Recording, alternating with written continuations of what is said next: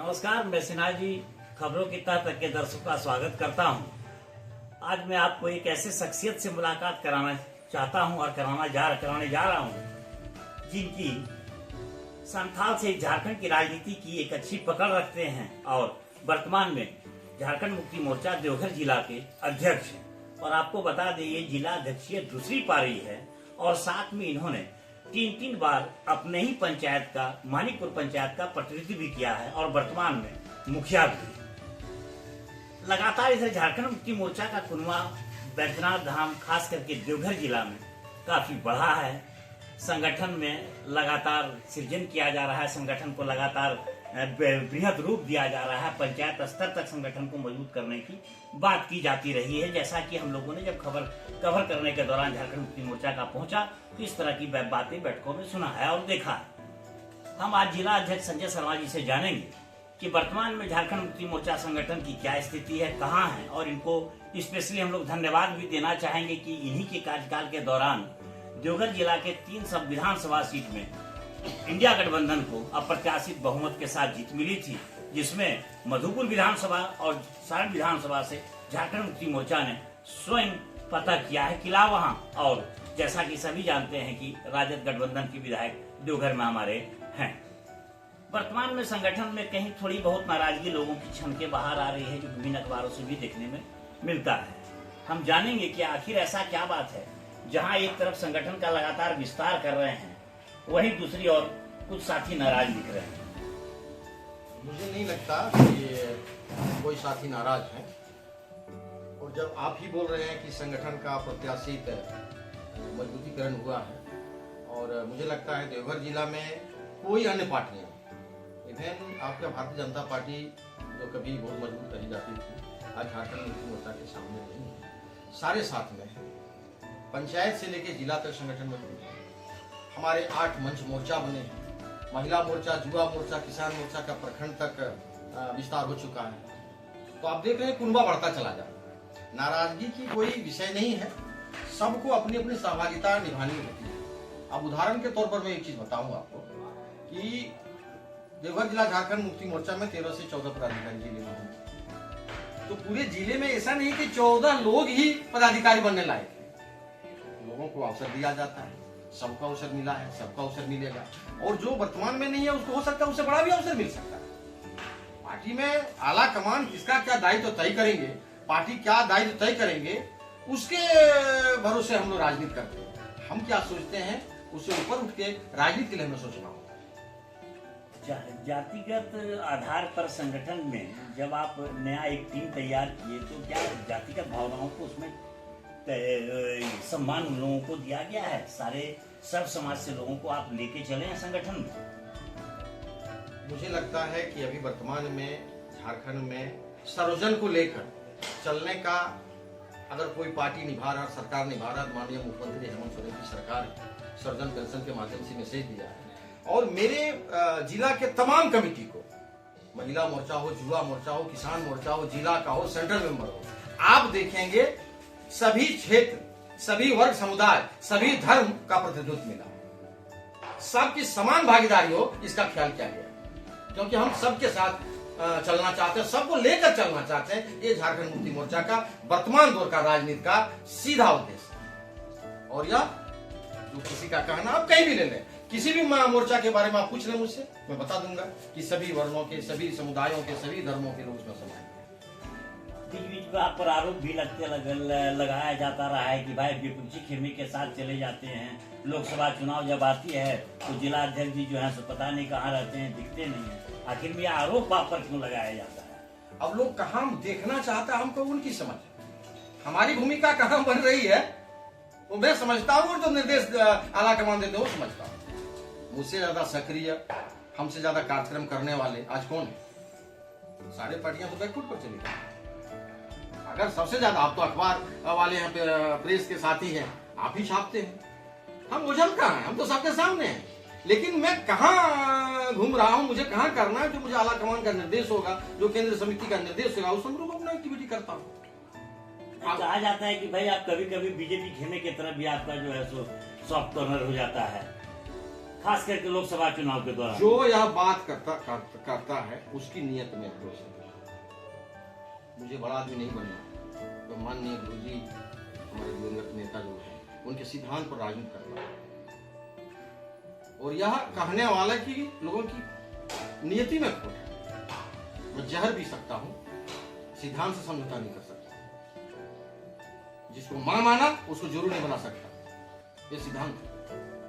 और रही लोकसभा का, तो लोकसभा हमारे यहाँ दो लोकसभा है, दुमका लोकसभा, गोड्डा लोकसभा।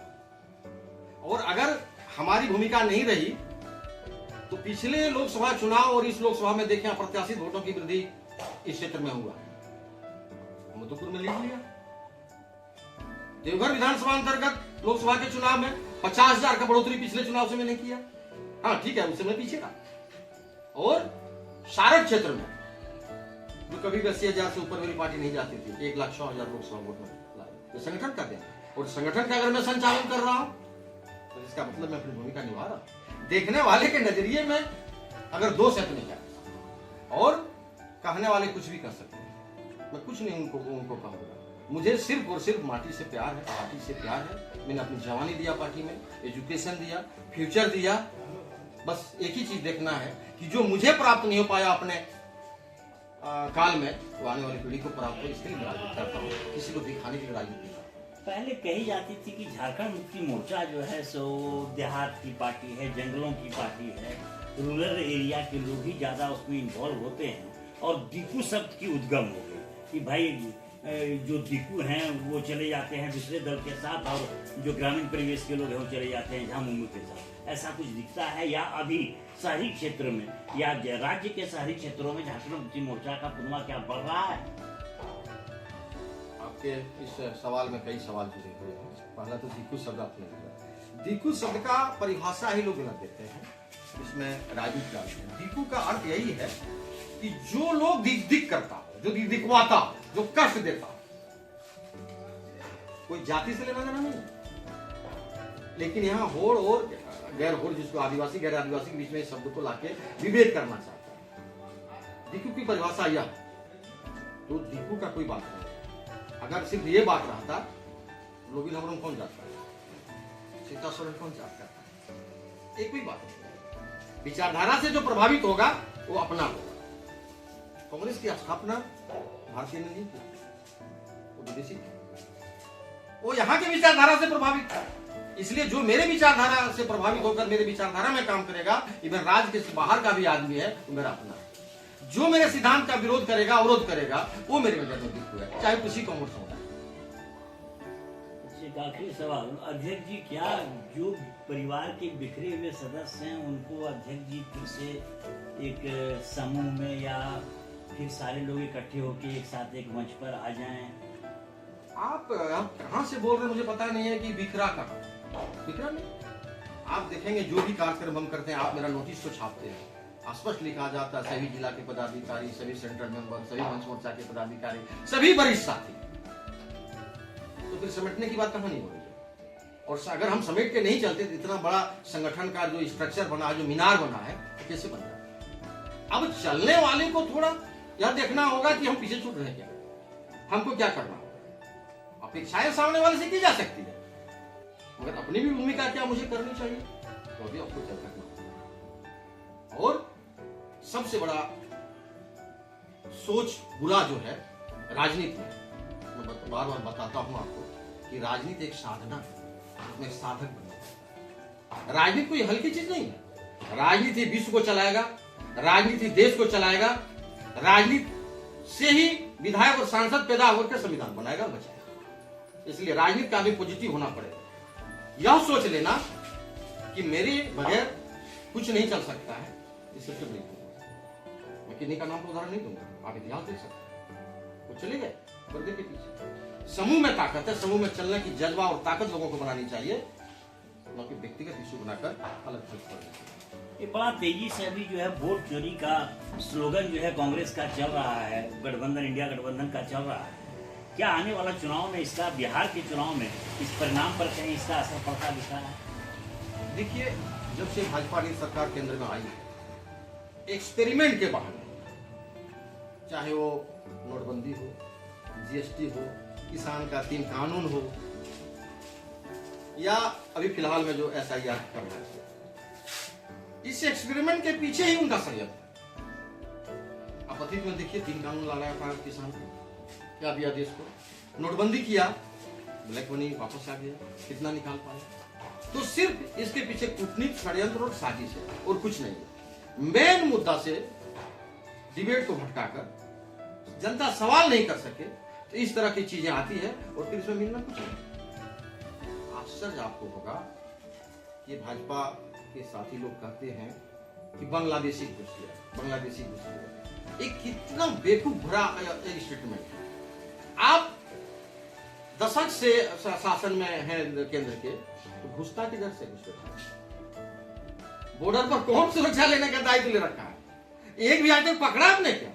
अगर 10 साल 15 साल में एक बांग्लादेशी को पकड़ के खड़ा नहीं कर पाया और इसका रोना रो रहे हैं, तो सीधी सी बात है, ऐसा कुछ बात नहीं है, सिर्फ और सिर्फ षड्यंत्र और साजिश है।